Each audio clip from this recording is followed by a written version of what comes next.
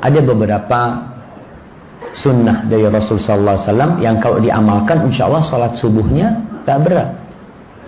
Yang pertama, dilarang, bukan dilarang ya, dibenci sama Rasulullah SAW itu begadang setelah isya.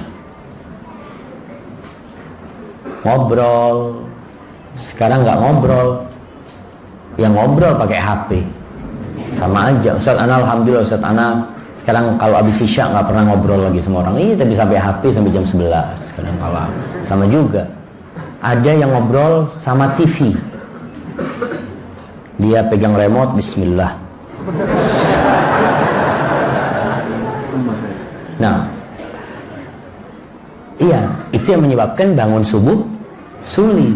Karena tidurnya kemalaman. Rasulullah SAW, subhanallah, beliau habis isya ngobrol sama siapa? Sama istri.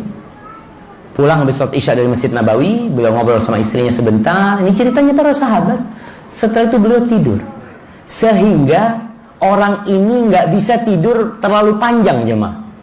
Artinya ada alarm untuk bangun dia.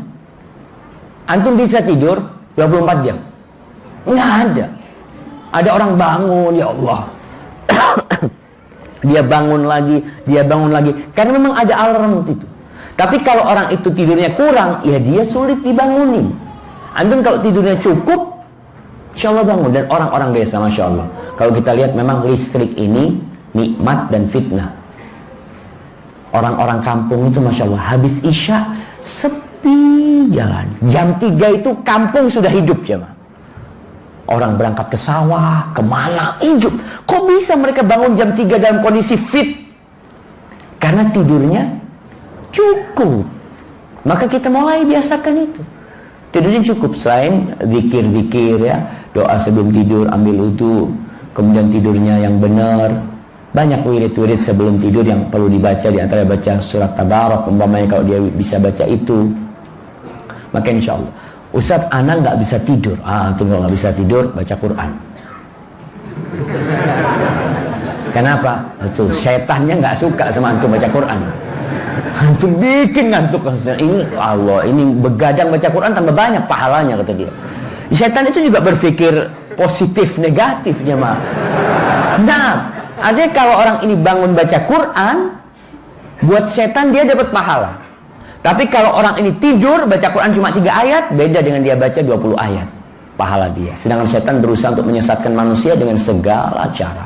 Nggak bisa yang paling atas, dia mulai terus sampai yang mubah-mubah akan digodain setan dengan cara seperti itu. Mudah-mudahan bisa bangun. Kemudian ketika bangun, Rasulullah SAW itu duduk. Beliau duduk, famasahan nauma an wajhi. Beliau usap tidur dari mukanya. Kadang-kadang kan mata memang ya bangun tidur itu ada kotoran ini itu. Beliau berzikir pertama, kemudian beliau duduk. Soalnya kalau kita nggak duduk jemaah, tidur lagi. Ana rasakan kalau sudah alarm bunyi, tidur lagi. Tapi kalau duduk, mau nggak mau dia sudah ada gerakan di tubuh dia. Sehingga dia usap matanya, ya, tadi sambil baca doa, insya Allah dia bisa bangun. Dan jangan membiarkan bisikan setan. Setan kan ngomong, alaika lailun tawil, Allahu Akbar. Ana sering dengar itu cuma. Kadang-kala kita bangun jam 3, Allah masih panjang nih, insya Allah bangun nanti 3:30. Akhirnya adzan bangunnya.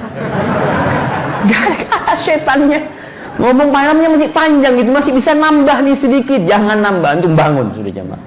Bangun insyaallah seperti itu. Hada wallahu a'lam. Alhamdulillah. Semoga ceramah ini menyejukkan hati dan menguatkan iman kita. Jazakumullahu khairan telah menonton. Yuk, like, share, dan subscribe channel ini agar Allah membalas kebaikanmu. Follow kami juga di media sosial lainnya. Link di deskripsi ya. Sampai jumpa di kajian berikutnya. Wassalamualaikum warahmatullahi wabarakatuh.